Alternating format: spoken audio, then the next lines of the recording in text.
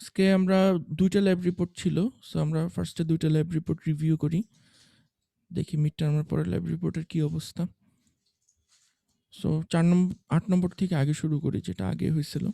২০টা lab report জমা পড়ছে দেখা যাচ্ছে। কার থেকে শুরু করব? কারো কি কোনো রিকোয়েস্ট আছে?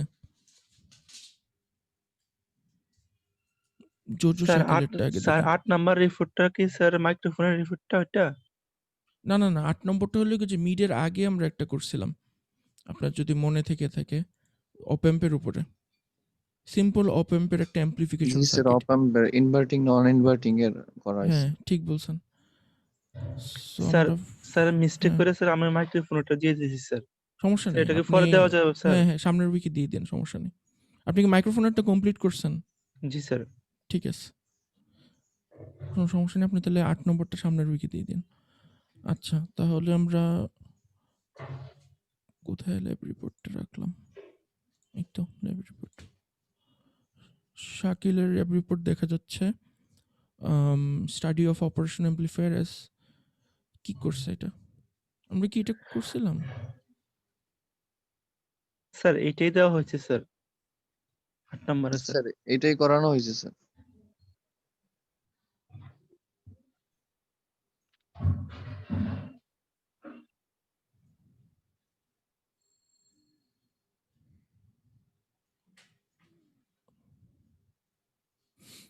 বাহ! ভালো হয়েছে তো। আমি তো জিরো ক্রসিং ডিটেক্টর করাইনি আপনাদেরকে। আপনারা জিরো ক্রসিং ডিটেক্টর করে ফেলছেন নিজে, নিজে। খুবই ভালো হয়েছে। তাহলে আমরা অ্যাম্প্লিফিকেশনও শিখে গেছি। জিরো ক্রসিং ডিটেক্টরও শিখে গেলাম। আমি মনে হয় ভুল ল্যাব রিপোর্ট আপলোড করছি তাহলে। যাক, ভালো হয়েছে। জিরো ক্রসিং ডিটেক্টর শিখা হয়ে গেছে আপনাদের। আপনারা কি এই পুরো জিনিসটা বুঝে করছেন সবাই? স্যার প্রোটিয়াসে তো বুঝেই করলাম স্যার। প্রোটিসে বুঝে করছেন? মানে মেকানিজমটা কি বুঝে করছেন? মোটামুটি স্যার। এইটা নিয়ে মোটামুটি। আমাদের হচ্ছে এবার তো থিওরি ক্লাস ছিল। মোটামুটি স্যার এটাতে আমরা বোঝার আচ্ছা, চেষ্টা তাহলে অনেক ভালো হয়েছে। তাহলে আমি ওই আপনাদেরকে এক্সট্রা যে ক্লাসটা আছে, আমাদের তো একটা এক্সট্রা ক্লাস নিতে হবে। আপনারা মনে হয় সবাই জানেন। যেহেতু আপনাদের একটা সোমবার দিন কোনো একটা সরকারি ছুটি ছিল। আমার ঠিক মনে নেই কোন সোমবারে ছিল। স্যার প্রথম ক্লাস। প্রথম ক্লাস দুর্গাপূজার ছুটি ছিল। হ্যাঁ, দুর্গাপূজার ছুটি ছিল। সো ওই ক্লাসটা আমাদেরকে নিতে হবে, এক্সট্রা একটা ক্লাস।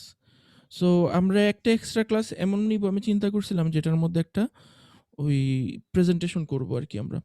ইসের প্রেজেন্টেশন। কিসের জানি? ওই আমাদের যে প্রজেক্টটা ছিল, ওই প্রজেক্টের প্রেজেন্টেশনের জন্য আমরা একটি এক্সট্রা ক্লাস করব।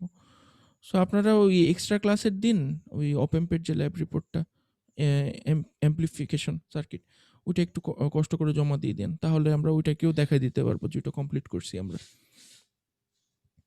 অ্যাকচুয়ালি ওইটা করছিলাম। আমি খুব সম্ভবত মিড টার্মে তাড়াহুড়ো ভুল ল্যাব রিপোর্ট আপলোড করছি। যাই হোক, তো আমরা ল্যাব রিপোর্টের ফরম্যাটটা দেখি। ল্যাব রিপোর্টের মধ্যে এখানে টাস্ক ছিল কি, কি? একটা ছিল হলো গিয়ে ইনভার্টিং সার্কিট। ইনভার্টিং সার্কিট এটা কিসের সার্কিট? কেউ কি আমাকে বলতে পারবেন এটা কিসের সার্কিট? আমি এখানে দেখতে পারতেছি যে 1K, তার মানে এখানে রেশিও হলো কি 1, অ্যাম্প্লিফিকেশন রেশিও 1, এবং এখানে একটা ইনপুটে আমি দিতেছি হলো গিয়ে 20 ম্যাগনিটিউড, ফ্রিকোয়েন্সি 5K একটা সিগন্যাল ইনপুট দিচ্ছি।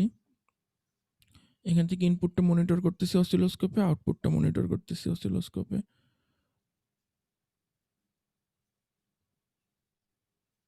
সবই বুঝলাম, কিন্তু এখানে R3টা দেওয়ার কারণটা কি কেউ বলতে পারবেন?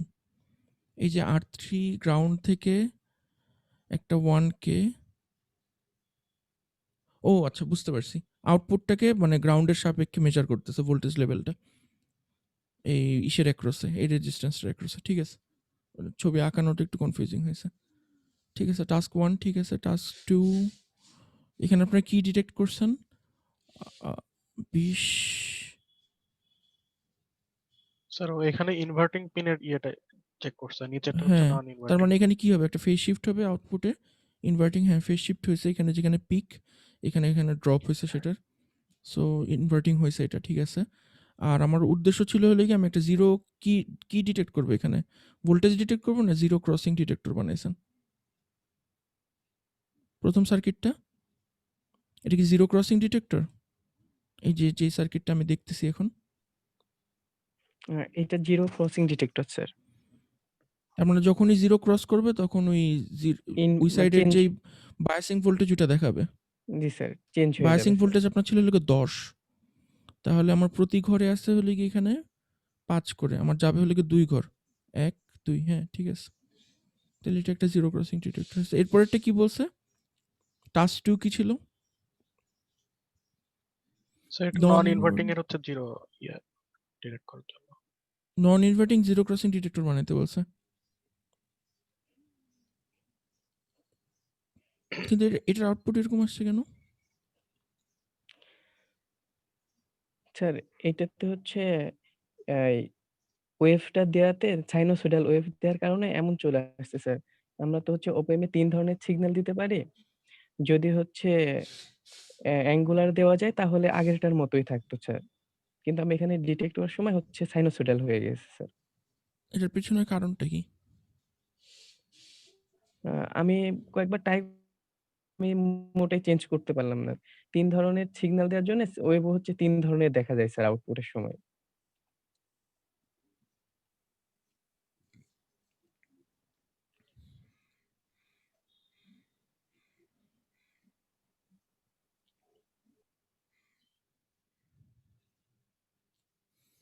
হুম, আচ্ছা ঠিক আছে। আমি কিন্তু এটার স্যার ব্যাপারে ঠিক শিওর না যে এটা কিন্তু কেন স্যার হচ্ছে। এটা ঠিক আছে। এখানে ছিল যে আমাদের হচ্ছে নন ইনভার্টিং অর্থাৎ হচ্ছে আমার সিগন্যাল যেমন দিব ঐরকমই থাকবে, কোনো চেঞ্জ হবে না স্যার। আমি তো অরিজিনাল সিগন্যালটাই খুঁজে পাচ্ছি না। আমি এখন চেঞ্জটা তো বুঝবো পরে। আমি বুঝতেছি না যে অরিজিনাল সিগন্যালটার সঙ্গে এটা রিজেমব্লেন্সটা কোথায়। আমি শুধু একটা জিনিস যেটা দেখে বুঝতেছি যে এটার কোনো একটা পার্টকের ইম্পালসটা কেউ নিছে, মানে কোনো একটা পয়েন্টকে ওই ইম্পালস একটা সিগন্যাল হিসেবে দেখাইতেছে। এটা মানে টোটাল একটা হাফ সাইকেলের জন্য আমি 2টা ইম্পালস দেখতে পারতেছি। একটা হলে কি যে এই পয়েন্টের ম্যাগনিটিউডটা যেটা খুব সম্ভবত এই যে এইটা আমার কার্সারটা যেখানে, আর এটা লেগে এই পয়েন্টের, কিন্তু এই পয়েন্টটা তো অলরেডি 0 নিচে চলে গেছে। এইখানে এটা যেই পয়েন্টে দেখেন, এখানে যদি সবুজ লাইনটা আপনি দেখেন, সবুজ লাইন সবুজ লাইন সবুজ লাইন, যে জায়গায় হলুদটাকে ক্রস করছে এই সবুজ লাইনটা, সেই জায়গায় দেখেন আপনার সিগন্যাল কিন্তু অলরেডি 0 নিচে চলে গেছে। সবাই কি দেখতে পারতেছেন আমি কি বলতেছি? এই যে দেখেন সেকেন্ড যে নীল পিকটা, ছোট নীল পিকটা, এই ছোট নীল পিকটাকে আমি যদি ট্র্যাক করি যে এটার সঙ্গে হলুদটার সম্পর্ক কি, মানে ইনপুটের সম্পর্ক কি, তাহলে আমি যদি সবুজ লাইনটা ধরে ট্র্যাক করলাম, এখানে এই জিনিস সিগন্যালটা অলরেডি 0-তে আছে বা 0-র নিচে চলে গেছে, মানে 0-র নিচে চলে যাচ্ছে, তখন ও জাস্ট একটা স্পাইক দিচ্ছে। এটাই কি এই জিরো ক্রসিং ডিটেক্টর কি এইভাবেই দিবে, মানে যখন ও পজিটিভ দিকে 0 ক্রস করবে তখন একটা স্পাইক দিবে, আর নেগেটিভ দিকে যখন যাবে তখন একটা স্পাইক দিবে, দুটোই পজিটিভ দিকে? থিওরিটিক্যালি কি এরকমই হওয়ার কথা? মানে আপনারা তো পড়ছেন এই সেমিস্টারে, বলতেছেন থিওরিটিক্যালি কি এরকম দুটি স্পাইক দিয়ে বোঝানোর কথা যেমন 0 ক্রস করতেছে? স্যার অপ এম্পের জিরো ক্রসিং আমরা থিওরিতে এখনো পড়িনি বা স্যার আমাদেরকে দেখায়নি। আমাদের এই ও ল্যাবটাই ফার্স্ট ছিল। আচ্ছা ঠিক আছে, এটা আমাকেই তাহলে একটু দেখতে হবে। আচ্ছা, চোচো শাকিলেরটা দেখলাম, এরপর আরেকজনেরটা দেখি, মনে করেন মেহেদি হাসানেরটা দেখি।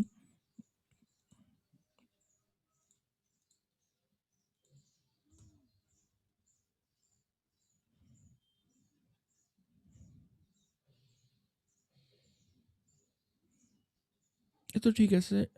এই জিনিসটার ডিউটি সাইকেল চেঞ্জ হয়ে গেল কেন?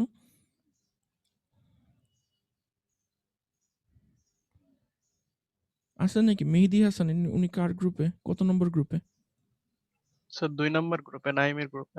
আচ্ছা, আপনি একটু এক্সপ্লেইন করতে পারবেন এখানে আপনার ডিউটি সাইকেলটা কেন চেঞ্জ হয়ে গেল আউটপুটের?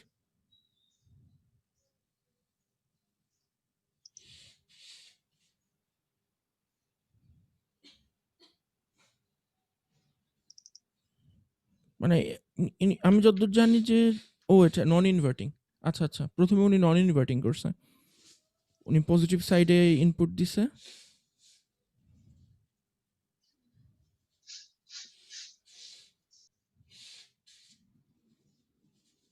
ওনার ক্ষেত্রেও সেম দেখা যেতেছে, যখনই 0 ক্রস করতেছে তখনই একটি স্পাইক দিতেছে শুধু। সো আগেরটার সঙ্গে এটার মিল আছে। আর নেগেটিভটা ইনভার্টিং যেটা, সেটা তো আমরা আগেই দেখছি। সো এটা মিলতেছে ওনার সঙ্গে। সো দুইজনের রেজাল্ট একরকমই আসছে, জাস্ট দুইজনের স্পাইক ডিফারেন্ট আসছে। মানে যখনই 0 ক্রস করতেছে তখনই স্পাইকটা আসতেছে লাইক পজিটিভ দিকে। আচ্ছা, ফ্রম দিস সেটার ব্যাপারে আমি খুব বেশি কিছু একটা বলতে পারতেছি না, কারণ আমি এটা নিজেই পড়িনি এখনো। ঠিক আছে, তাহলে আগেরটাতে যাই।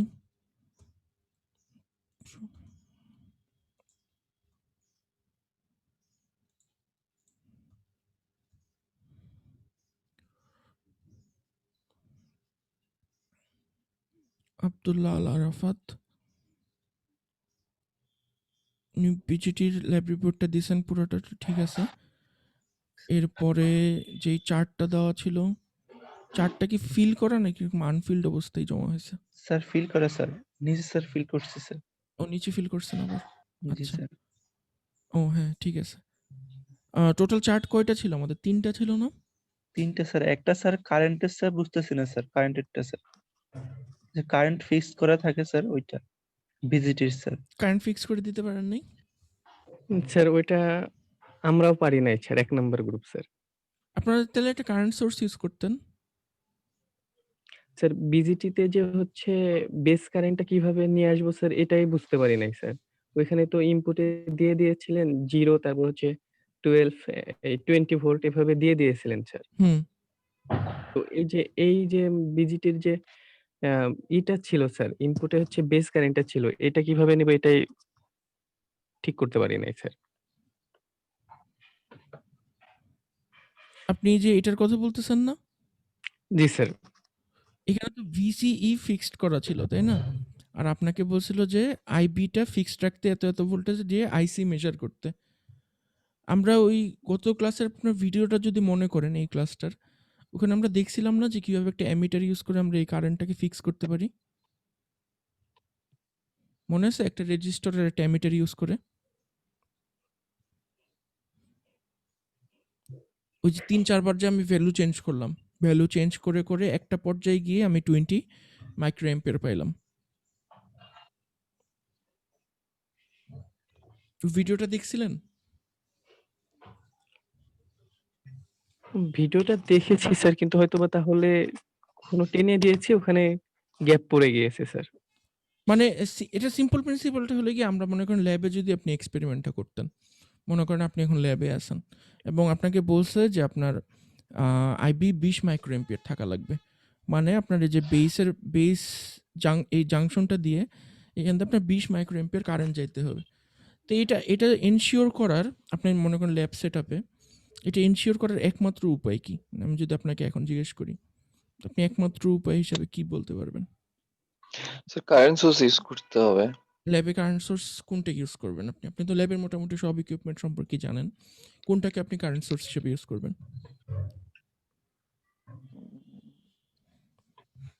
বা ল্যাবে কি কোনো কারেন্ট সোর্স আছে নাকি আমাদের? স্যার 9 মনে হয় স্যার। আসলে তো কারেন্ট সোর্স বলতে পৃথিবীতে কিছু নাই। কারেন্ট সোর্স বলতে কি কিছু আছে আসলে?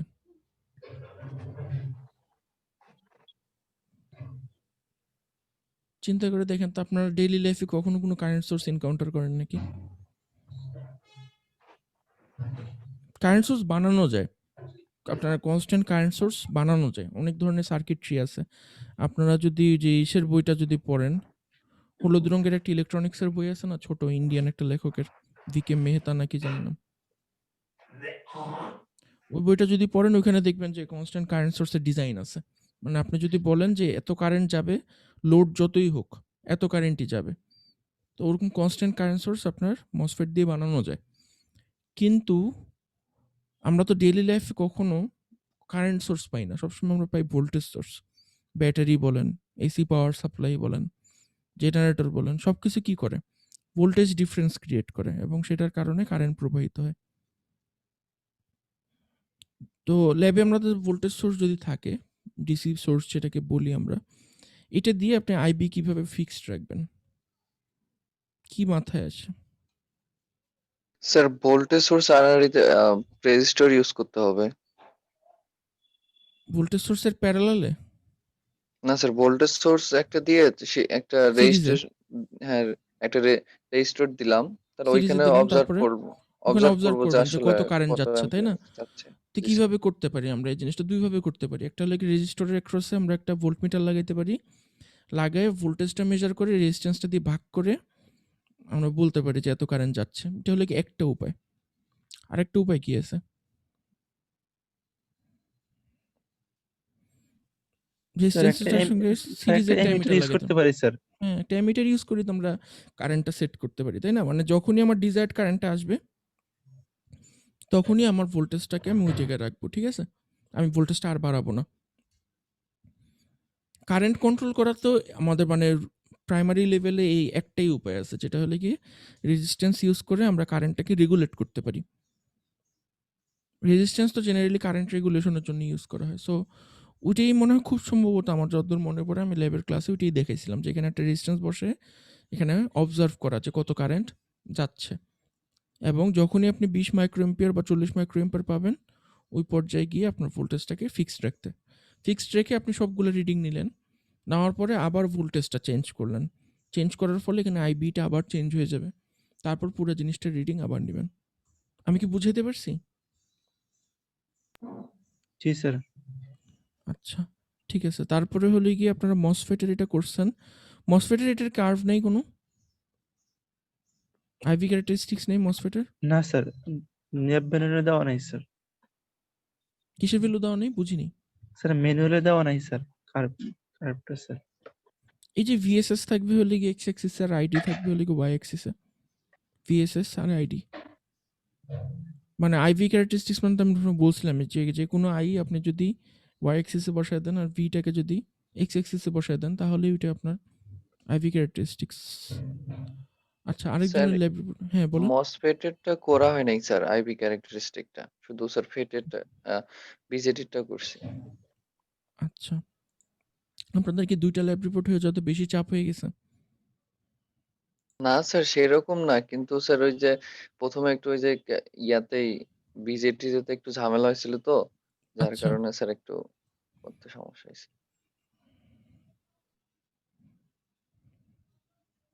এখানেও সেম যে টেবিল 4.1, ওনারা তো 4.2 করছেন, এটা কাদের গ্রুপ? স্যার এটা আমাদের গ্রুপ। আপনারা কিভাবে কারেন্ট কন্ট্রোল করছেন শাহরিয়ার? স্যার আমরা ওই জিনিসটা স্যার গ্রাফ দেখে করছি, এমনিতে তো বুঝতেছিলাম না, ওই গ্রাফটা দেখে আর কি যতটুকু আইডিয়া করছে আর কি। মানে তো এখানে ওইটা- কারেন্টটা ফিক্সড রাখছেন কিভাবে? 20 মাইক্রোএম্পিয়ার, 40 মাইক্রোএম্পিয়ার গ্রাফটা স্যার দেখে ওই করছেন মানে? গ্রাফটা দেখে আর কি বসাইছিলাম মানটা, ওইভাবে আমরা করতে পারিনি তো। একটু বুঝতে বুঝিয়ে নাই বলবেন যে স্যার। গ্রাফ দেখে কিভাবে করছেন? জি গ্রাফ দেখে কিভাবে করছেন একটু বুঝিয়ে বলতে পারবেন? স্যার গ্রাফ দেখে ওই যে মান যেভাবে আসছে স্যাচুরেশন যেখানে যে স্যাচুরেশন যে ইয়েগুলো ঘরগুলো গনে গনে আর কি করছিলাম আর কি স্যার, যতটুকু ইয়ে করছে। কিন্তু আপনার এখানে তো এই ওয়াই অ্যাক্সিস হলে গিয়ে আইসি, তাই না? জি স্যার। আপনি আইবিটা কেমনে বের করছেন 20 মাইক্রোএম্পিয়ার? এখানে আইবি তো ফিক্সড করতে বলছে আপনাকে নাকি? স্যার আইসি। না না না, এই যে ফিক্সড যে ভ্যালুগুলো এগুলো তো আইবির মানে বেস কারেন্টের। ও স্যার আমি হচ্ছে আইসি রেট এগুলো হবে ও তার মানে কি আপনার এই যতগুলো কারেন্ট সবগুলো আইসি আসলে, মানে আইসির জি স্যার। ভ্যালু আর কি, কিন্তু আইবি কত আপনি জি জানেন না। না স্যার আমি এটা হয়তো বুঝতে পারিনি অনেক, আমি স্যার এই স্যার, অ্যাসাইনমেন্টটা একটু কনফিউজিং আচ্ছা ছিল স্যার আমার কাছে, আচ্ছা আচ্ছা এই কারণে আমি বুঝতে পারিনি এটা। আচ্ছা। তো মানে আপনি এখানে জাস্ট করছেন যে এইখানে যতগুলো ভ্যালু আসছে সবগুলো ভ্যালুর জন্য আপনি কারেন্টের ভ্যালুগুলো জাস্ট বসাই দিছেন আইবির জি এই স্যার। ভোল্টেজগুলোর জন্য 5, 10, 15 আর 20। জি স্যার এইভাবে তাহলে তো আপনার একটা ঘর ফাঁকা থাকার কথা, কারণ এখানে টোটাল ঘর কয়টা? 1, 2, 3, 4, 5, 6, দুইটা ঘর ফাঁকা থাকার কথা। ও, আপনি কি জাস্ট রিপিট করছেন কোনোটা পরপর দুইটাতে? আমি দেখলাম মানে সেম আসতেছে আর কি, সেম দেখতেছিলাম আর কি কার্ভে, এই কারণে যতটুকু আইডিয়া করতে পারছে আর কি স্যার ওইভাবে 2, বসাইছে আর কি 3, স্যার। জিনিসটা কি স্যার ওই একটু বুঝতে সমস্যা হচ্ছিল স্যার। আচ্ছা। এই না অ্যাসাইনমেন্টটা আইবিটা করতে আসলে অনেক আপনারা কেউই ফিক্সড করতে পারেন নাই। মনে হচ্ছে আরকি যেটা দেখে। ঠিক আছে। স্যার এখন কি পারবেন আপনারা আইবি যদি আমি ফিক্সড করতে দিই? স্যার আমি মনে হয় স্যার আপনাকে একটা মেইলও করছিলাম। আপনার সঙ্গে আমার কথা হয়েছিল না? জি স্যার। স্যার পরে কি ওইটা একটু সমস্যার সমাধান হয়নি এরপরে? কনফিউশনে ছিলাম যে স্যার আমি এখানে আইবিটা ফিক্স রেখে কি আইসিটা নিব কিনা?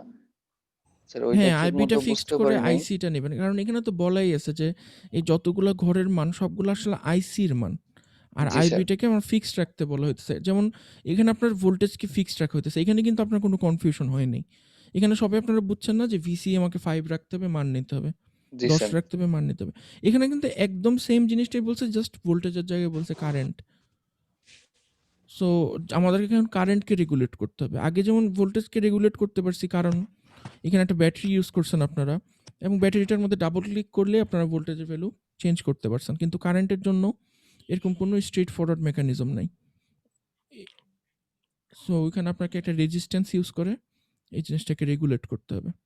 আমাদের প্রবলেমই ওইটা হয়েছে স্যার। আমরা মনে করছি যে এখানে কিভাবে ইউজ করব, যে একটা কারেন্ট সোর্স কিভাবে আনবো এটা, বা ফিক্সড করব কিভাবে? আচ্ছা, যেহেতু এটা সবারই প্রবলেম হয়েছে, আমরা একটা কাজ করি। আমরা এই জিনিসটা প্রোটিয়াসে একটু দেখি যে কারেন্টটাকে আবার দেখি যে কারেন্টটাকে কি আদৌ রেগুলেট করা সম্ভব নাকি।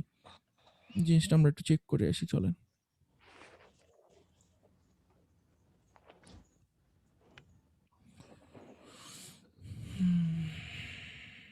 অ্যাসাইনমেন্টটা বুঝতে অনেক সমস্যা হয়েছে স্যার। মিড টার্মের পরে তো আসলে আমিও সবাইকে ইন্ডিভিজুয়াল অ্যাসাইনমেন্ট দিতে পারিনি, এটারও একটা কারণ আছে।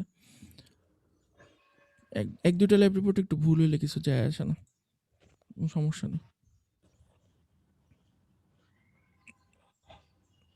আমরা কোনটা ইউজ করছিলাম? 2N 4টা 2 ইউজ করছিলাম, তাই না? জি স্যার। জি স্যার। 2 and 2222। 2N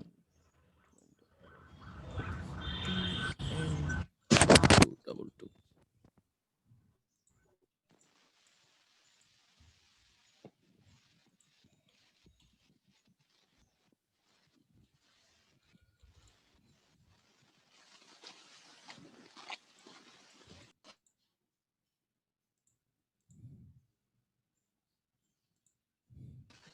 স্যার আরেকটা সমস্যা হচ্ছে স্যার কি, ওই প্রোটিয়াসটা বারবার ক্র্যাশ করতেছে। এটা আমারও যখনই আমরা করতেছে। এটার কোনো তখনই সমাধান আমি সময় পাইনি খুঁজে বের করার। যখনই স্যার সার্কিটে এটার চলে পেইড ভার্সনের জন্য কি এরকম হচ্ছে স্যার? যে না কোনো মনে পেইড হয়। ভার্সন না, আছে না, বা না। এরকম? না। একবার ক্র্যাক করা হলেও ও তো আর বুঝে না এটা পেইড নাকি। সো সমস্যা হওয়ার কথা না ওইজন্য। অন্য কোনো সফটওয়্যার আছে যে এটা আমার জানা মতে আরেকটা সফটওয়্যার আছে যেটার নাম হলো কি, আমি অনেক ছোট থাকতে করছি, পিস্পাইস। পিস্পাইসে করা যায়, কিন্তু পিস্পাইসটা প্রোটিয়াসের মতো এত সুন্দর না সফটওয়্যারটা, মানে দেখলেই মনে হয় যে তাড়াহুড়ো করে বানাইছে। জি এটাতে কাজ স্যার, ওই করতে যে আরো সমস্যা বয়েল হবে। স্টেটের বইয়ের মধ্যে স্যার ওর সফটওয়্যারের ইয়াগুলো দেওয়া আছে। পিস্পাইসের জি স্যার। পিস্পাইস 1.1 বা আপনার 1.2 থাকতে স্টুডেন্টরা অনেক ইউজ করে, কারণ পিস্পাইসের ইটা খুব কম, সাইজ খুব কম, সব কম্পিউটারে চলে, সুবিধা আছে কিছু পিস্পাইসের। কিন্তু পিস্পাইসটা এরকম এত ইউজ করা এত সহজ না। যা মন চায় যে আপনার মনে করেন কমার্শিয়ালি অ্যাভেলেবেল যে যত আইসি বা রেজিস্ট্যান্স যা কিছু আছে সব কিন্তু প্রোটিয়াসে আছে। পিস্পাইসে এরকম নাই। পিস্পাইসে হলে সব জেনেরিক, যে কোনো কিছুর একটা মডেল দেওয়া থাকে শুধু। সো পিস্পাইসে কাজ করাটা একটু সময় সাপেক্ষ, সহজে জিনিসপত্র খুঁজে পাওয়া যায় না।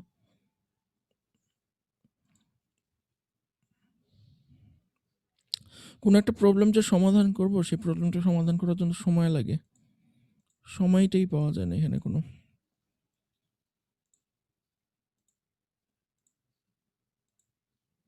আপনারা কি মিড টার্মের মার্কস পাইছেন সবাই? জি স্যার, আপাতত 2টা সাবজেক্টের পাইছি। কেমন আসছে আপনাদের এবার? স্যার মোটামুটি ভালোই, 25-এর উপরে আছে। 25-এর উপরে আছে 30-এর মধ্যে? জি স্যার। কিভাবে এত ভালো করলেন? স্যার ট্রাই করছি স্যার একটু। আমার তো মনে হয় না আমার কোর্সে কোন স্টুডেন্ট 25-এর উপরে পাইছে। 25-এর কাছাকাছি পাইছে বলে তো মনে হয় না। আচ্ছা, সো এখানে আপনারা কত ভোল্ট দিছিলেন বলতে পারবেন? এই ২ নম্বরটা করার সময়? তো মনে হয় ফিক্সড বলে দিছিল। VCE মনে হয় ফিক্সড বলে দিছিল। কত বলে দিছিল VCE? আমি একটু দেখে আসি। VCE আমাদেরকে ভ্যারি করতে বলছিল। VCE কে সুইপ করতে বলছিল। তো VCE এর একটা ভ্যালু আমি আপাতত এখানে দিই। ১ ভোল্ট দিই। ১ ভোল্ট বা ৫ ভোল্ট দিই। এখানে সাপোজ আমরা ৯ ভোল্ট থেকে শুরু করলাম। আমি এখানে ফার্স্টে ১ কিলো দিলাম। ১ কিলো দিয়ে শুরু করি, দেখি কি হয়। এটাও ১ কিলো দিই। আমার কারেন্টের টার্গেট ছিল হলো গিয়ে মাইক্রো অ্যাম্পিয়ারে। সো আমি কারেন্টটার একে অ্যাম্প থেকে মাইক্রো অ্যাম্পে নিয়ে যাই। যে ওকে দিলাম। মোটামুটি সব ঠিক আছে। আমি জাস্ট রান দিয়ে দেখি কত কারেন্ট আসে। অলরেডি এখানে কিন্তু ম্যাক্স কারেন্ট দেখাচ্ছে। বুঝছেন? তার মানে আমার ভোল্টেজ অনেক বেশি। যেটার কারণে স্যার আমার একটা হ্যাঁ, কাজ করতে পারি না স্যার, একটা লুপ নিয়ে যে আসলে কত রেজিস্টর বসাইলে বেসের সাথে হ্যাঁ, অবশ্যই 20 পারেন। মাইক্রোঅ্যাম্পিয়ার হবে। যেকোনো ধরনের এরকম একটা অপটিমাইজেশন সাইকেল আপনি রান করতে পারেন। যে কত রেজিস্ট্যান্সে আমার ভ্যালু এটা আসতেছে। অবশ্যই এখানে অপটিমাইজেশনের একটা অপশন আছে কোথাও না কোথাও। যেকোনো সিমুলেশন সফটওয়্যারই থাকে। স্যার আমি এভাবে ট্রাই করেছিলাম। যদি হচ্ছে আমার এটা 8 পয়েন্টের উপরে চলে যায় তখন থেকেই মনে হয় ম্যাক্স মানটা দেখায় স্যার। আচ্ছা। আমি ঠিক জানি না কি ইউজ করতে হয়। এটাকে অপটিমাইজেশন বলে আরকি এই প্রসেসটাকে। সো আপনারা খুঁজে দেখতে পারেন ইন্টারনেটে যে অপটিমাইজেশন কিভাবে করে। সো আমি যখন ১ ভোল্টে কমায় নিলাম, দেখেন আমার এখানে কিন্তু মাইক্রো অ্যাম্পিয়ারে আসতেছে, দেখছেন? +276 মাইক্রো অ্যাম্পিয়ার। এখন আমি ২ টা কাজ করতে পারি। এক হলে গিয়ে ভোল্টেজটাকে কমাইতে পারি বা এই রেজিস্ট্যান্সটাকে বাড়াইতে পারি। বাড়ায় দিতে পারি। ২ টার যেকোনো একটা করলেই হবে। সো আমি রেজিস্ট্যান্সটা বাড়াই আগে। 276 এর সাথে আমি এখানে 10K করে দিলাম। যদি লিনিয়ার সম্পর্ক হয় আপনার 10 টাইমস রিডিউস হয়ে যাবে। পুরোপুরি লিনিয়ার না। কারণ 30 মাইক্রো অ্যাম্পিয়ার চলে আসছে আমার। আমাকে আরেকটু অপটিমাইজ করতে হবে। আমার লাগবে হলো 20 মাইক্রো অ্যাম্পিয়ার সাপোজ। আমি এখানে তাহলে 10 এর 15 জায়গায় দেওয়া লাগবে। 15 দিই। দিয়ে দেখি কি হয়। ঠিক বলছেন। এই যে অলমোস্ট এটা নিয়েই আমরা এক্সপেরিমেন্টটা করতে পারি। 20.5 নিয়ে। সবাই কি বুঝতে পারছে নাকি আরো কোনো কনফিউশন আছে? জি স্যার, বুঝতে পারছি। আমার মাথায় এটাই আসছে। আসলে আমি এটা নিয়ে খুব বেশি একটা স্যার সময় স্পেন্ড করি নাই। তবে আপনারা অপটিমাইজেশনের একটা সাইকেল রান করতে পারেন ১ নম্বর। আর ২ নম্বর প্রোটিয়াসের মধ্যে কারেন্ট সোর্স আছে। আপনারা এখানে চাইলে ডাইরেক্ট এই বড় অ্যারেঞ্জমেন্টের বদলে জাস্ট একটা কারেন্ট সোর্স বসায় দিলেও পারেন। এই আবার গেল, শেষ। হ্যাঁ, বলেন কি বলতেছিলেন? স্যার আমরা সরাসরি স্যার আইসির সাথে তো স্যার একটা অ্যামিটার ইউজ করে সরাসরি রিডিংটা নিতে পারি স্যার। হ্যাঁ, সেটাও পারেন। কোনো সমস্যা নেই। আচ্ছা, ঠিক আছে। সো আপনারা এই ভুলটা, আমি আশা করি এই ভুলটা আপনাদের সংশোধন হয়েছে এবং এটা যখন ভাইভাতে জিজ্ঞেস করা হবে বা পরবর্তীতে থাকবে আপনাদের ল্যাব ফাইনাল, আপনারা আনসার করতে পারবেন। জি স্যার, ইনশাল্লাহ পারবো। আচ্ছা, ঠিক আছে। তাহলে চলেন আজকের ল্যাবে যাই। আজকের ল্যাব ছিল হলো গিয়ে কিউসেন্ট পয়েন্ট ডিটেকশন। আপনারা নিশ্চয়ই কিউসেন্ট পয়েন্ট সম্পর্কে জানেন। কেউ কি বলতে জি পারবেন? স্যার, ট্রানজিস্টরের স্যার। কিউসেন্ট পয়েন্ট কাকে বলে? স্যার স্যাচুরেশন পয়েন্টের যে ভোল্টেজটা আসবে ভিসি টু ই, আর হচ্ছে স্যার আইসি যেটা স্যার কার্ভ হবে স্যার, ওইটার যে ইন্টারসেক্ট পয়েন্টটা হবে স্যার। ভিসি আবার একটু বলেন।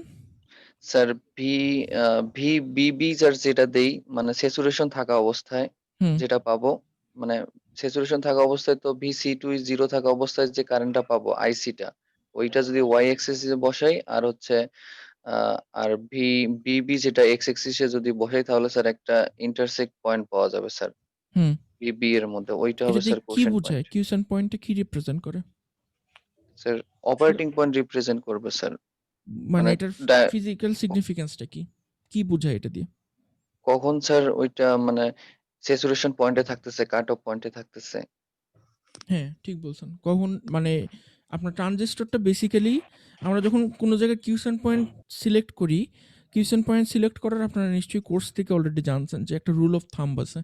রুল অফ থাম্বটা হলো গিয়ে যে কিউসেন্ট পয়েন্টটা জেনারেলি আমরা বায়াসিং ভোল্টেজের মাঝামাঝি যে জায়গাতে, সেই জায়গাতে হলে কি আমরা কিউসেন্ট পয়েন্টটা সেট করি। এই জিনিসটা কি পড়ছেন আপনারা কোর্সে? জি স্যার। মনে আপনার ভিসিসি যেটা সেই VCC/2 কে আমরা কিউসেন্ট পয়েন্ট ঠিক করি। এটার কারণটা হলো গিয়ে আপনার হয়তোবা মনে আছে যে ক্লাসের একটা পর্যায়ে আমরা আলোচনা করছিলাম ডায়নামিক রেঞ্জ নিয়ে। যে আপনার ডায়নামিক রেঞ্জ হলে গিয়ে আপনি যেটা আপনার ইকে সাপ্লাই করতেছেন, অপ-অ্যাম্পকে সাপ্লাই করতেছেন মানে +6 আর -6 মানে আপনার আউটপুটে যেই জিনিসটা দেখাবে সেই জিনিসটা আপনার সর্বোচ্চ যেতে পারবে +6 পর্যন্ত এবং সর্বনিম্ন যেতে পারবে -6 পর্যন্ত। এখন আপনার যেই ইটা আছে সাইনোসয়েডাল ওয়েভ ফর্মটা আছে, এই সাইনোসয়েডাল ওয়েভ ফর্মটার মধ্যে আপনি মনে করেন যে কোনো ডিসি নাই, কোনো ডিসি অফসেট নেই। তখন কি হবে? সাইনোসয়েডাল ইনপুটটার আপনার এরকম সুন্দর সিমেট্রিক্যাল একটা সিগন্যাল হবে, তাই না? জি কিন্তু স্যার। আপনার যদি সাইনোসয়েডাল সিগন্যালটার মধ্যে মনে করেন একটা ডিসি অফসেট আছে, মনে করেন +1 একটা ডিসি অফসেট আছে, তখন আপনার কি হবে? সাইনোসয়েডাল ওয়েভ ফর্মটা কিন্তু সিমেট্রিক্যাল হবে না আর। তখন এটা কি হবে? অ্যাসিমেট্রিক্যাল হবে, কিছুটা ও জি স্যার। 0 থেকে উপরে চলে যাবে। এখন মনে করেন একটা পর্যায়ে এরকম ডিসি হইতে হইতে একটা পর্যায়ে গিয়ে মনে করেন বায়াসিংটা হলে কি এই জায়গায় আর এই জায়গায়, এটা একটু উপরে এটা একটু এখানে। তখন আপনার কি হবে? যে পজিটিভ হাফ সাইকেলে কিছুটা অংশ কিন্তু আপনার কেটে যাবে একটা পর্যায়ে গিয়ে। যদি আপনার বায়াসিং পয়েন্টটা আপনার যেই পরিমাণ আউটপুট আপনি এক্সপেক্ট করতেছেন সেটার তুলনায় যদি কম হয় তাহলে একটা পর্যায়ে গিয়ে আপনার কেটে যাবে। এই জন্য আমরা সবসময় প্রিফার করি যে সিগন্যালটাকে সিমেট্রিক্যাল রাখতে, মাঝ বরাবর রাখতে। তো এই কিউসেন্ট পয়েন্টে কিন্তু ইন টার্ন এরকমই একটা জিনিস মিন করে। কিভাবে মিন করে? যে আপনার পুরা সার্কিটটা যে আউটপুটটা দিবে সেটা কোন ডায়নামিক রেঞ্জের মধ্যে আপনার ওঠানামা করবে। এখন মনে করেন আপনি আপনার পুরা ডায়োডটার পুরা ইটার মধ্যে এনপিএনটার মধ্যে আপনি একটা নির্দিষ্ট বায়াসিং ভোল্টেজ এপ্লাই করতেছেন। Suppose 20 volt. তো আপনার ডায়নামিক রেঞ্জ এখানে আছে হলো কি 0 থেকে 20 ভোল্ট। টোটাল ডায়নামিক রেঞ্জ আছে হলো কি 0 থেকে 20 ভোল্ট পর্যন্ত। তো আপনি আশা করবেন যে আপনার যে ওঠানামাটা করবে, এই ওঠানামা করাটা সেন্টারটা হবে হলো গিয়ে 20 এবং 0 ভোল্টের মাঝখানে। তাইলেই কিন্তু আপনি ডায়নামিক রেঞ্জটাকে ম্যাক্সিমাইজ করতে পারবেন। মানে এখানে আপনার সিগন্যালটা যদি পজিটিভ নেগেটিভ যদি 10 ভোল্টের মধ্যে হয়, তখন ও পুরা সিগন্যালটাকে রিপ্রেজেন্ট করবে। কিন্তু মনে করেন আপনার কিউ পয়েন্টটা 10 এ না।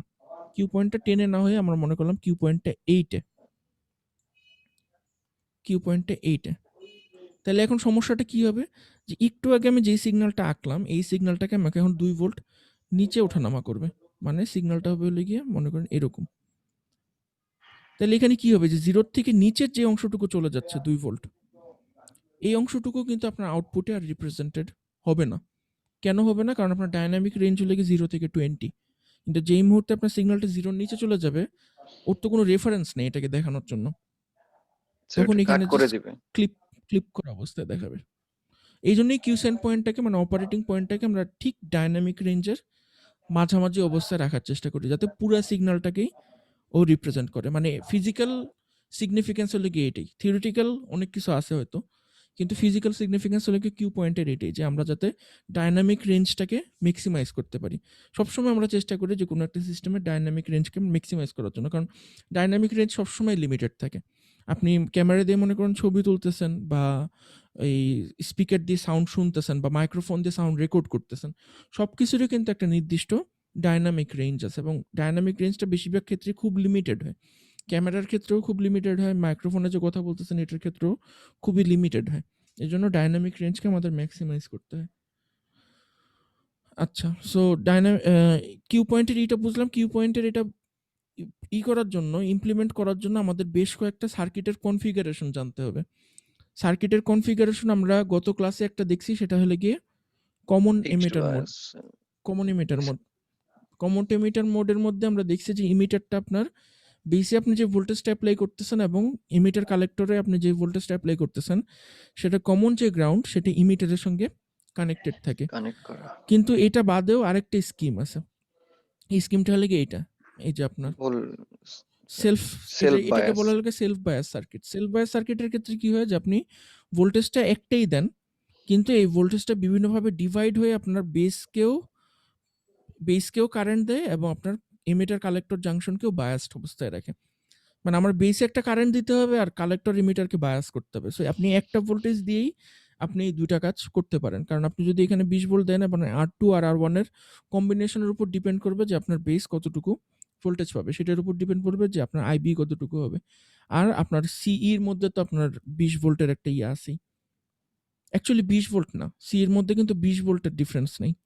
সি এর মধ্যে 20 ভোল্টের থেকে কম ডিফারেন্স আছে, কারণ এখানে আবার একটা আরই আছে। এই আরইর কারণে কিছুটা ভোল্টেজ এখানে ড্রপ হবে। সো অ্যাকচুয়ালি সি এবং ই এর মধ্যে 20 ভোল্টের থেকে কম ভোল্টেজ থাকবে, আর বাকিটা আরইতে ড্রপ হবে। আচ্ছা, সো কিউ পয়েন্টটা ডিসাইড করার জন্য আমাদের এই কতগুলো ইয়ে লেখা লাগবে দেখেন। আমাদের টোটাল 1টা 2টা, ফিক্সড বায়াসের জন্য লাগবে হলে কি 1টা 2টা। ফিক্সড বায়াসের জন্য একটা হলে কি আপনার উইথ রেজিস্ট্যান্স, আর একটা হলে গিয়ে উইদাউট রেজিস্ট্যান্স। মানে যে আর ইটা যেটা দেখছিলাম, একবার আর ই সহ আরেকবার আর ই ছাড়া, এই দুইটা ফিল করতে হবে আমাদেরকে। তারপরে করতে হবে কি collector feedback bias. Collector feedback bias কোনটা এখানে দেওয়া আছে, এই যে কালেক্টর ফিডব্যাক বায়াস, এটাও একটা সেলফ বায়াসিং সার্কিট। জি স্যার। এই যে কালেক্টর ফিডব্যাক, এটা কি আপনাদের পড়াচ্ছে? স্যার এটা স্যার এর ইলেকট্রনিক্স 1 কোর্সে স্যার এই বিষয়ে পড়া হয়েছে স্যার। আচ্ছা, কালেক্টর ফিডব্যাক সার্কিটে আপনার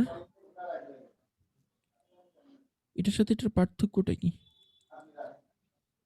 ও, এটার সাথে এটা পার্থক্য হলো কি, ও ভোল্টেজটা এই যে স্যাম্পল করতেছে কালেক্টর থেকে, জি স্যার। কালেক্টর থেকে ভোল্টেজটা স্যাম্পল করতেছে। সেগুলো ফিল করতে হবে। এটা চলেন আমরা করি, একটা করি। কোনটা করব বলেন তো, কোনটা করব, কোনটা কঠিন? স্যার এখনো তো দেখি নাই স্যার সেভাবে স্যার এখন কোনটা দেখতেছেন কঠিন না হবে। এখানে? জি স্যার। দেখে বলেন কোনটা কঠিন মনে হয়। স্যার এই যে ভোল্টেজ ডিভাইডারটা স্যার একটু করা যায় কিনা স্যার? ভোল্টেজ ডিভাইডারটা করি চলেন, যতক্ষণ প্রোটিয়াস অন থাকে আর কি, ক্র্যাশ না করলেই হলো।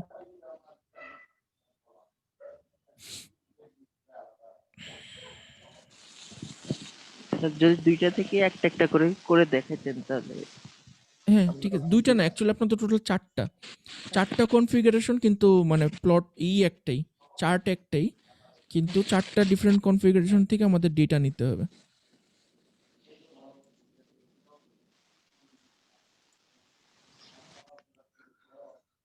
শেয়ারটা চেঞ্জ করি।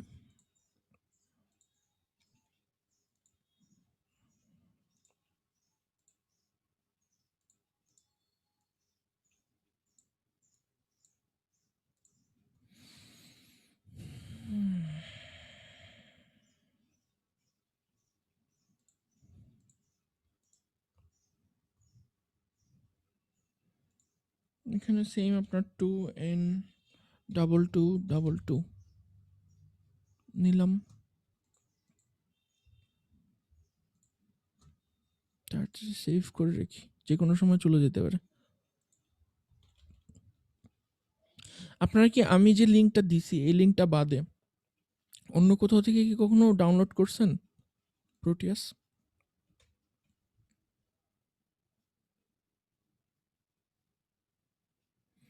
নাকি সবাই আমি যে লিঙ্কটা দিছি ওখান থেকেই করছেন? স্যার আপনি যে লিঙ্কটা শেয়ার করছেন ওখান থেকে আমরা ডাউনলোড করি। আমার মনে হয় এটা করা যেতে পারে যে আমরা অন্য কোথাও থেকে ডাউনলোড করে দেখতে পারি। নাহলে আসলে আমি এর আগে যতবার প্রোটিয়াস ইউজ করছি কখনো এই সমস্যাটা হয়নি, এই যে র্যান্ডমলি ক্র্যাশ করার ঘটনা কখনো হয়নি। আমি এই প্রথম ফেস করতেছি এই ঘটনাটা। আমি ফার্স্টে ভাবছিলাম এটা যেহেতু আমরা শেয়ার করি জুমে, খুব সম্ভবত এইটার কারণে ক্র্যাশ করে, কিন্তু আপনারা যখন করেন তখন নিশ্চয়ই আপনারা জুমে থাকেন না। জি স্যার। আমার ধারণা ছিল যে কোনো একটা ভাবে সমস্যা হচ্ছে, কম্পিউটারের সিপিইউ কুলায় উঠতে পারতেছে না বা কিছু একটা, কিন্তু এখন তো মনে হচ্ছে সমস্যাটা সেরকম না।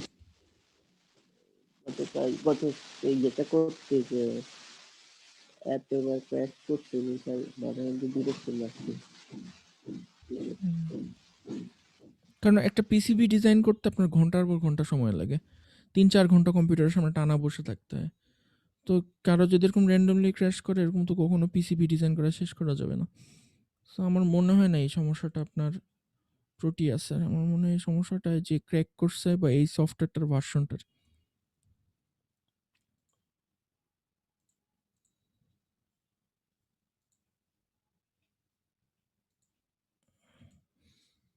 তো এই হলো গিয়ে আমাদের সার্কিট। আমি সার্কিটের ইটার ভ্যালুগুলো বসাই দিই। এখানে ভ্যালু 10K, ঠিক আছে। এখানে ভ্যালু ইউজ করছে হলো গিয়ে 500, এখানে ইউজ করছে হলো গিয়ে 100, বায়াসিং রাখছে হলো গিয়ে 15 ভোল্ট। সরি, বড় হাতে দিতে হবে না।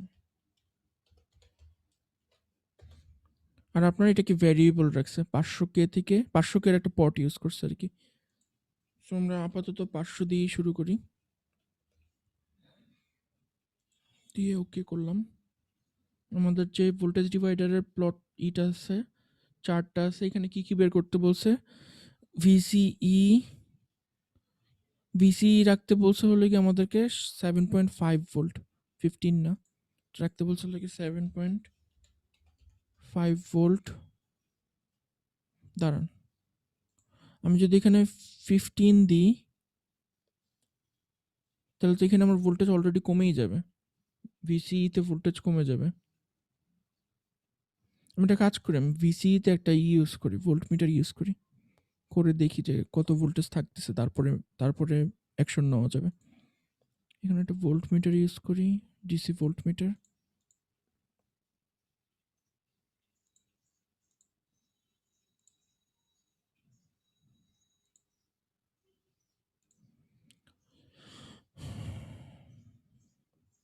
এখানে আমাদেরকে মেজার করতে বলছে হলো গিয়ে ভিআরসি,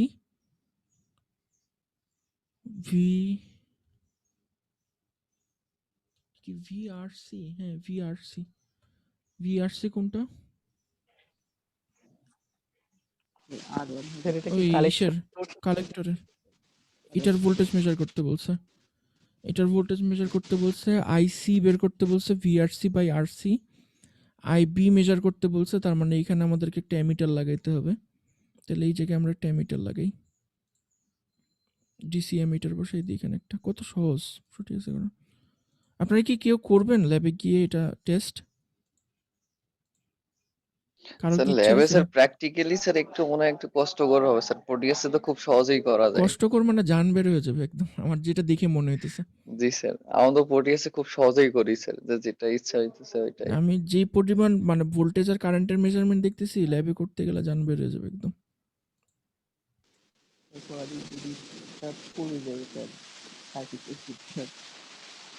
ঠিক আছে, তাহলে আমরা এই উপরে যে ভোল্টমিটার আছে এটা দিয়ে আমরা আরসিটাকে মেজার করতেছি, আর এই সাইডের যে এমিটারটা আছে এটা দিয়ে আমরা বেজের কারেন্টকে মেজার করব। আর এখানে যেটা রাখছি সেটা হলো কি যে ভিসিই 7.5 ভোল্টে রাখতে বলছে। ভিসিই কি আমার 7.5 ভোল্টে আছে নাকি এটা মাপার জন্য আমি আরেকটা ভোল্টমিটার ইউজ করছি এখানে এডিশনাল।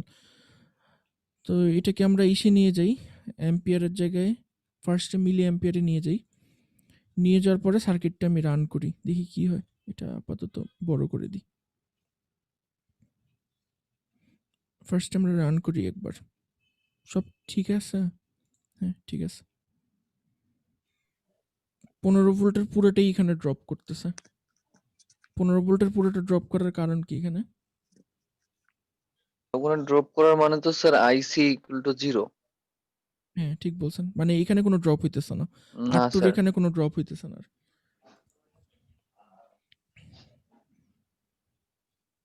তাইলে আমার কি করতে হবে এখন? আমার এখানে যে পুরো ভোল্টেজটা আছে এই পুরো ভোল্টেজটা কিন্তু ডিভাইড হইতেছে বেসের অ্যাক্রসে এই 500K আর 10K দিয়ে, তাই না? স্যার এই সিস্টেমে স্যার ভোল্টেজ ডিভাইডারে স্যার, তো স্যার এই R4 এর উপর ডিপেন্ড করে স্যার আইবিটা নির্ভর করে স্যার। হ্যাঁ মানে R3 আর R4 এর রেশিওর উপর আইবি ডিপেন্ড করবে। জি স্যার। তাহলে আমি যদি এখানে যদি কমাই দিই, ভোল্টেজ ভোল্টেজ ড্রপ বেশি হবে। আমি যদি এটা কমাই দিই, যদি এটাকে 400K করে দিই তখন আমার ভোল্টেজ ড্রপ বেশি হবে এটাতে। আবার রান করি, সেম 100K দিই।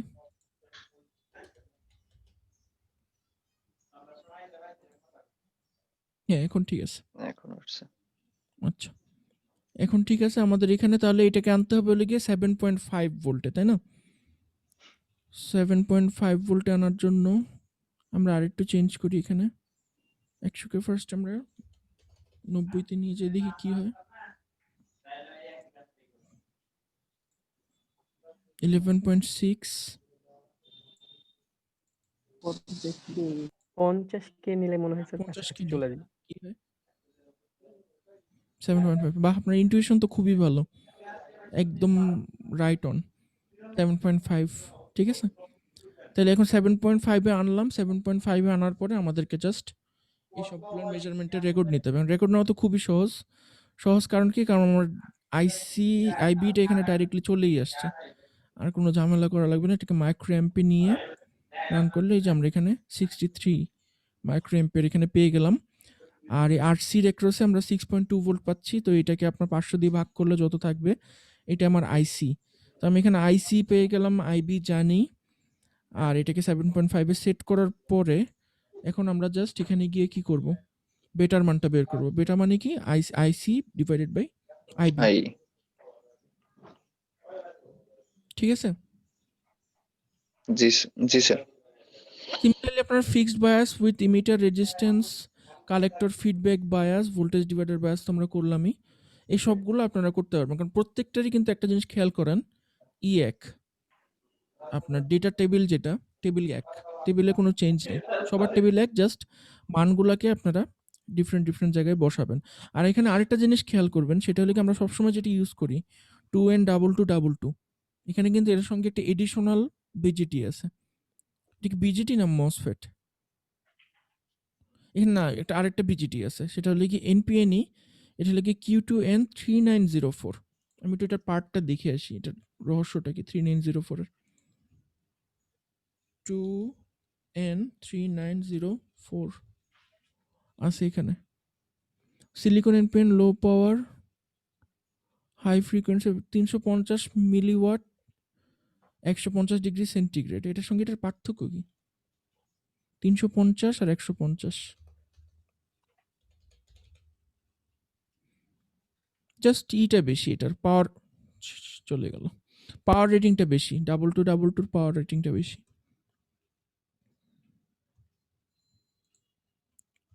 সো এই অবস্থায় এটা তো আর কি, এখানে রিপোর্টের কোশ্চেন কি বলছে? Rate the bias circuit in order from most stable to least stable one. What are the factors that you have observe to find the best biasing circuit among the four. Describe the necessity of biasing a transistor. এই কোশ্চেনটা কেন দিলাম আমি বুঝলাম না। Biasing ছাড়া transistor কাজ করবে কিভাবে? ও আচ্ছা, এখানে একটা জিনিস খেয়াল করেন যে এখানে বোল্ড করে এই পয়েন্টটা বলে দেওয়া হয়েছে, যে আমি একটু আগে জিজ্ঞেস করতেছিলাম যে কেন দুটো ট্রানজিস্টর দিছে। এখানে লেখা আছে don't change the potentiometer value, replace transistor Q2N2222 by transistor Q2N3904। মানে যখনই আমরা এই 7.5 ভোল্ট পেয়ে যাওয়ার পরে একবার রিডিং নিব। রিডিং নেওয়ার পরে আপনি আর কিচ্ছু চেঞ্জ করবেন না। কিছু চেঞ্জ না করে জাস্ট এই ট্রানজিস্টরটাকে উঠায় এই ট্রানজিস্টরটা বসাবেন। মানে আপনাদের এই মেথোডোলজি যেটা হবে যে সার্কিটের মধ্যে জাস্ট এই কম্পোনেন্টটাকে আপনারা ডিলিট করে দিবেন। যখনই এটা রিডিংটা নাও হয়ে যাবে, এই কম্পোনেন্টটা ডিলিট করে দিয়ে এটার জায়গায় Q2N3904 বসাই দিবেন। বসাই নিয়ে ঠিক সিমিলারলি আবার রিডিং নেবেন, কিন্তু এবার পটেনশিওমিটারে কোনো হাত দিবেন না। মানে এখানে যে ভেরিয়েবল রেজিস্ট্যান্সটা যেটাকে আমরা ভ্যারি করলাম, ওটাকে আর হাত দিবেন না। ওটাকে হাত না দিয়ে অ্যাজ ইজ রিডিং নেবেন। রিডিং নেওয়ার পরে বসাবেন, তারপর দুইটার একটা কম্পারেটিভ ডেটা দেখবেন। আমি যেটা মনে করতে পারতেছি যে দুটার কিউ পয়েন্ট আলাদা, মানে এই দুইটা ইসের কিউ পয়েন্ট ডিফারেন্ট জায়গাতে। তো ওই জিনিসটাই আপনারা অবজার্ভ করতে পারবেন। সো এটা খুবই সহজ একটা এক্সপেরিমেন্ট, যেহেতু আপনারা প্রোটিয়াসে করতেছেন। আশা করি এটাতে আপনাদের এডিশনাল কোনো সমস্যা হবে না। আর এটাতে কোনো গ্রাফও নেই, আমার দেখে যদ্দূর মনে হচ্ছে যে এটার মধ্যে কোনো গ্রাফ নেই, মানে কোনো ক্যারেক্টারিস্টিক্সের মধ্যে কিউ পয়েন্টটাকে আপনার আইডেন্টিফাই করা লাগবে না। দেখি, না, কোনো গ্রাফ নেই। জাস্ট আপনাকে একটি স্টেবিলিটি রেটিং করতে হবে, যে ভিসির মধ্যে স্মলেস্ট চেঞ্জ যেটাতে হয় সেটার উপর ডিপেন্ড করে আপনাকে একটি স্টেবিলিটি রেটিং করতে হবে। সো এই জিনিসটা আপনারা করবেন, আমি আশা করি এটাতে কোনো সমস্যা হবে না। আর আপনারা একটু রিফ্লেক্ট করবেন যে এই ইসের গত ক্লাসটাতে যে সমস্যাটা হয়েছে, যে আইবিটাকে রেগুলেট করতে পারেন নাই আপনারা, এই জিনিসটাতে আপনারা একটু রিফ্লেক্ট করবেন। মানে আপনারা একটু প্র্যাকটিস করবেন আর কি ওই সার্কিটটা, যদি সময় পান। ঠিক আছে, সবাই কি বুঝতে পারছেন? জি স্যার, এই জি এক্সপেরিমেন্ট স্যার। সমস্যা নেই। আমাকে তাহলে একটা জিনিস একটু বলেন যে আমরা এক্সট্রা ক্লাসটা কবে নিতে পারি?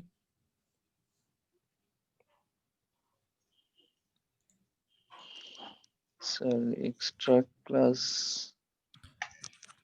স্যার শনি রবিবারে যে কোনো একদিন যদি এক্সট্রা ক্লাস নিতে চান আর কি। শনি রবিবারে যে কোনো একদিন।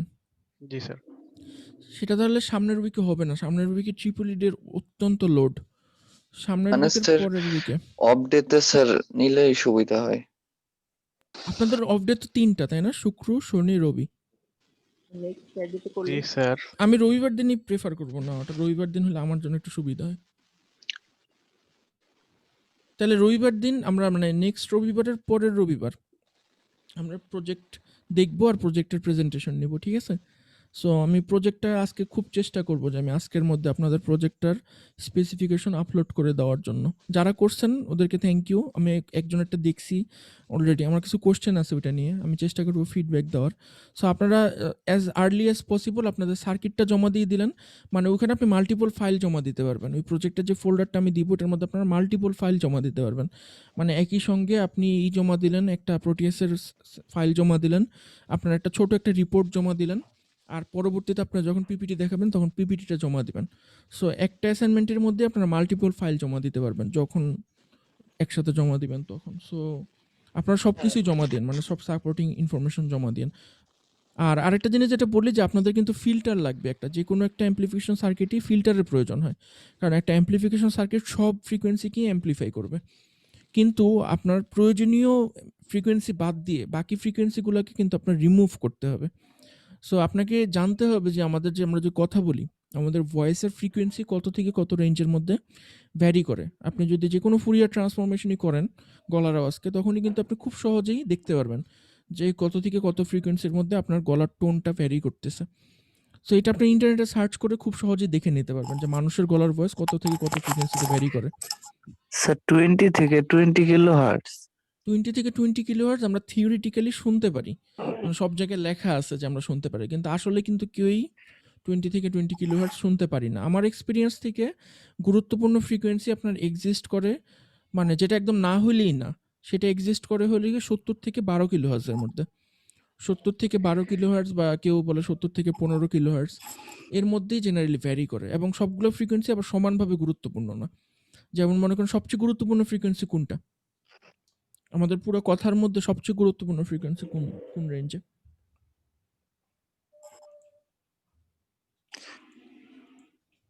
স্যার এটা বলতে পারতেছি না স্যার।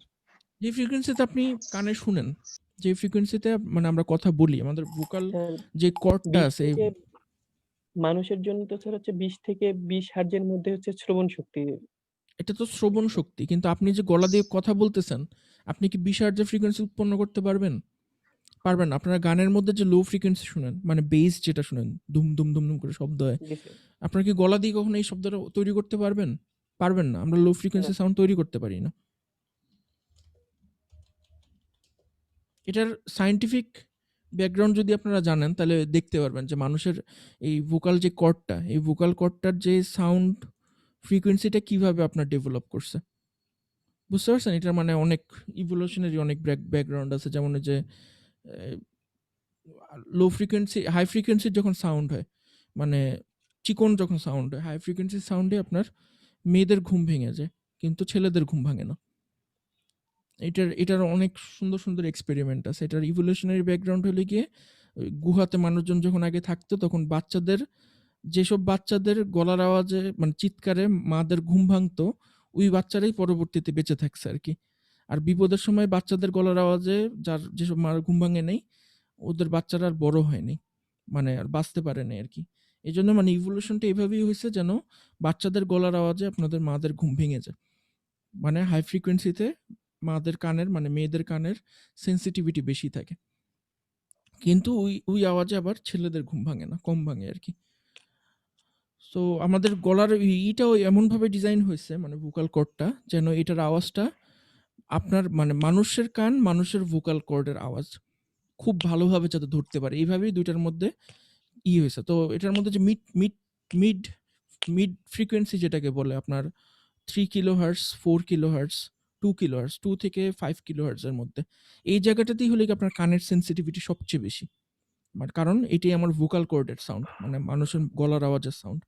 সো ওই সাউন্ডটাকে আপনার বেশি এমফ্যাসিস দিতে হবে। আপনার যদি স্টেজ বা অন্য কোথাও যদি সিঙ্গারের বা কোনো বক্তার যদি গলার আওয়াজকে ক্যাপচার করতে চান, তাহলে ওই ফ্রিকোয়েন্সিটাই হবে হলো গিয়ে আপনার জন্য সবচেয়ে ইম্পর্টেন্ট, যেটা আপনার গলা থেকে আসতেছে।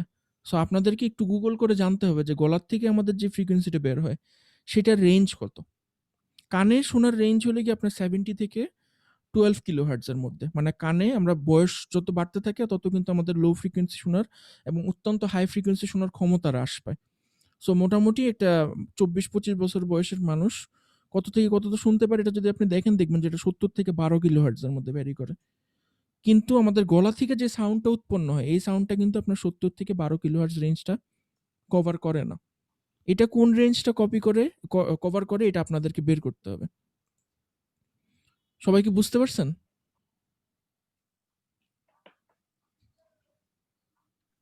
জি জি স্যার। স্যার। তো ওইটা বের করে আপনি জাস্ট ওইটার এক পাশে একটা ফিল্টার দিলেন, আরেক পাশে একটা ফিল্টার দিলেন, মানে একটা ব্যান্ড পাস ফিল্টার বানাইলেন, যেটা হলে গিয়ে আপনার হাই রেঞ্জটাকে থেকে লো রেঞ্জ পর্যন্ত এতটুকু পর্যন্ত আপনার গলার আওয়াজটাকে রাখলো, আর আশেপাশে যা সিগন্যাল আছে সব সিগন্যালকে রিজেক্ট করে দিল। রিজেক্ট করে দেওয়ার পরে আপনি মনে করেন টি বানাইলেন, বা একটা টলারেন্স রাখতে পারেন যে আমি এটা 10% পর থেকে নিব বা 20% পর থেকে নিব। আপনার অ্যাপ্লিকেশন হলে গিয়ে মানুষের গলার ভয়েসের জন্য, মানে আপনি মানুষের গলার ভয়েসটাকে ক্যাপচার করবেন। ঠিক আছে? আর আপনারা কিন্তু ওই জিনিসটার সঙ্গে গুলাই ফেলেন না। মানে শ্রবণ ক্ষমতা এবং আপনার গলা দিয়ে সাউন্ড তৈরি করার ক্ষমতা ২ টা কিন্তু এক জিনিস না। শ্রবণ ক্ষমতাতে আপনি অনেক কিছু শুনতে পারেন। কিন্তু আপনি গলা দিয়ে কিন্তু সেগুলোকে রিপ্রোডিউস করতে পারবেন না। আপনার একটা ফান্ডামেন্টাল ফ্রিকোয়েন্সি থাকবে গলার। এই ফান্ডামেন্টাল ফ্রিকোয়েন্সির বিভিন্ন হারমোনিক আপনি জেনারেট করতে পারবেন আপনার গলা দিয়ে। ঠিক আছে? মানে মনে করেন আপনার ফান্ডামেন্টাল ফ্রিকোয়েন্সি হলো গিয়ে ১০০ হার্টজ। আপনি ১০০ হার্টজের বিভিন্ন হারমোনিক তৈরি করতে পারবেন। ২০০ হার্টজ, ৩০০ হার্টজ, ৪০০ হার্টজ, এমন একটা নির্দিষ্ট রেঞ্জ পর্যন্ত আপনি তৈরি করতে পারবেন। এর বেশি পারবেন না। সো ওই রেঞ্জটা কত এটা আপনি একটু ইন্টারনেটে সার্চ করলেই খুঁজে পাবেন। ওই অনুযায়ী ফিল্টারটা বানাবেন। ফিল্টারিংটা খুব ইম্পর্টেন্ট। সাউন্ড ইঞ্জিনিয়ারিং বলেন, বায়োমেডিক্যাল ইঞ্জিনিয়ারিং বলেন, ২ টার জন্যই ফিল্টারিংটা খুব ইম্পর্টেন্ট। সো আমি আশা করি আজকে এই স্পেসিফিকেশনটা আমি আপলোড করে দিতে পারবো। দিলে আপনারা সামনের উইকের পরের উইকে রবিবার দিন আমরা একটা প্রেজেন্টেশন করব। স্যার আমাদের কি প্রেজেন্টেশনটা কি ইন্ডিভিজুয়াল হবে নাকি গ্রুপ ওয়াইজ হবে? গ্রুপ ওয়াইজ হবে। অবশ্যই গ্রুপ ওয়াইজ হবে। কারণ স্যার আমাদের এটাতে আপনার নাম্বারিং দেওয়া হবে গ্রুপ ওয়ার্কের উপরে। মানে এমন না যে কারো প্রেজেন্টেশন খুব ভালো হয়েছে তার গ্রুপমেটের নাম্বার প্রেজেন্টেশন খারাপ হয়েছে। একজনকে বেশি একজনকে কম দেব। ব্যাপারটা কিন্তু এরকম না। পুরো গ্রুপকেই মার্ক দেওয়া হবে। তার মানে ৫ জন মেম্বার থাকলে ৫ জন একই মার্ক পাবে।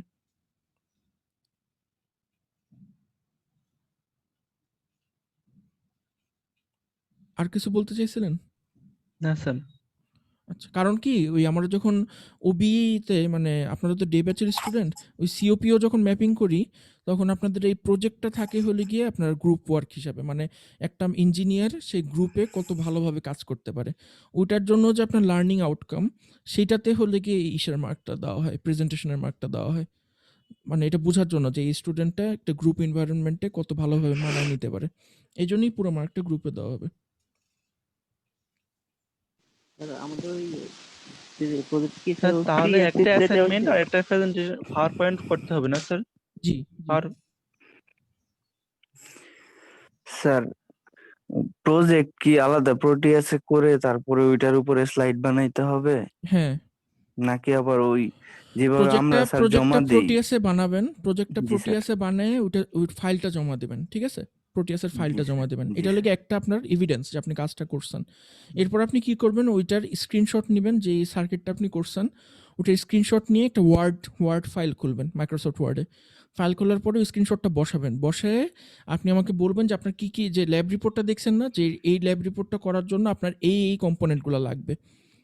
একদম ঠিক ল্যাবের ম্যানুয়ালটা যেভাবে লেখছে ওরকম একটা ছোট ম্যানুয়াল লিখবেন, যে আপনার কি কম্পোনেন্ট লাগছে, আপনার প্রসিডিউরটা কি এবং এটা রেশনালটা কি। থিওরির মধ্যে আপনাকে লিখতে হবে যে রেশনালটা কি, আপনি এই এত ফ্রিকোয়েন্সি কেন চুজ করছেন, আপনি এই অ্যাম্প্লিফায়ারটা কেন চুজ করছেন, অন্য একটা অ্যাম্প্লিফায়ার কেন চুজ করেন নাই। মানে আপনি অপ অ্যাম্পের অ্যাম্প্লিফায়ার চুজ করছেন, খুবই ভালো কথা। আপনি কি ইনভার্টিং অ্যাম্প্লিফায়ার চুজ করছেন নাকি নন ইনভার্টিং অ্যাম্প্লিফায়ার চুজ করছেন, নাকি অ্যাডভান্স যদি কেউ থাকে সে ডিফারেন্সিয়াল অ্যাম্প্লিফায়ার ইউজ করছে, আপনি কেন ডিফারেন্সিয়াল অ্যাম্প্লিফায়ার ইউজ করছেন। এটার আপনি রেশনাল দেখাবেন যে আমি এই কারণে চুজ করছি। জাস্ট সহজ কথায় লিখবেন। আপনার ইংলিশ ভালো হওয়া লাগবে না, ফ্যান্সি হওয়া লাগবে না, গ্রামার শুদ্ধ হওয়া লাগবে না। আপনি জাস্ট আমাকে বুঝাই লিখবেন যে আপনি এটা কেন চুজ করছেন। এটা হলো আপনার রিপোর্ট। তো আপনি মনে করেন 2 পৃষ্ঠার একটা রিপোর্ট লিখলেন। 2 পৃষ্ঠার একটা রিপোর্ট লিখে আপনি এরপরে স্লাইডে চলে গেলেন। যে জিনিসটা রিপোর্টে লিখছেন ওই জিনিসটা স্লাইডের মধ্যে কি বেশি থাকবে? স্লাইডের মধ্যে কথা কম থাকবে, ছবি আর রেজাল্ট বেশি থাকবে। স্লাইডের মধ্যে আপনি লেখা যত কম লিখতে পারবেন, লেখার একদমই মানে পারতপক্ষে লেখারই দরকার নেই। আপনি বেশিরভাগ জিনিসই থাকবে হলো গিয়ে ছবি আর রেজাল্ট। আপনারা স্লাইডটা দেখে আমাকে বুঝায় বলবেন যে এখানে আমরা এটা করছি, এখানে এটা করছি। পুরা জিনিসটা বলবেন ইংলিশে, কারণ এই জিনিসটা রেকর্ড হবে আবার আমাকে জমা দিতে হবে। সো এই জিনিসটা আপনারা পুরো প্রেজেন্টেশনটা করবেন ইংলিশে এবং ওখানে আপনাদের যে আউটপুটটা আসছে এটা এক্সপ্লেইন করবেন যে আমার এই আউটপুট আসছে, আসছে। রিপোর্টটা তো স্যার ওই প্রোটিয়াসে যে করব ওইখান থেকে রিপোর্টের সাথে ওইটা জমা দিয়ে দিতে হবে। হ্যাঁ, একটা ল্যাব রিপোর্ট জমা পিপিটিটা দিবেন আরকি। রবিবারে হচ্ছে, পিপিটিটা রবিবারে আমাদের প্রেজেন্ট করতে হবে। জি, জি। জি স্যার, ধন্যবাদ স্যার। ঠিক আছে। আর এরপরও যদি কনফিউশন থাকে তাহলে আমরা তো নেক্সট ক্লাসে আরো আলোচনা করতে পারবোই, কারণ এটা নেক্সট ক্লাসের পরের ক্লাসে। ঠিক আছে, তাহলে আজকের ক্লাস তাহলে এই পর্যন্তই। আপনারা ট্রিপলি ডেতে সবাই অ্যাটেন্ড করবেন শুক্রবার দিন, ঠিক আছে?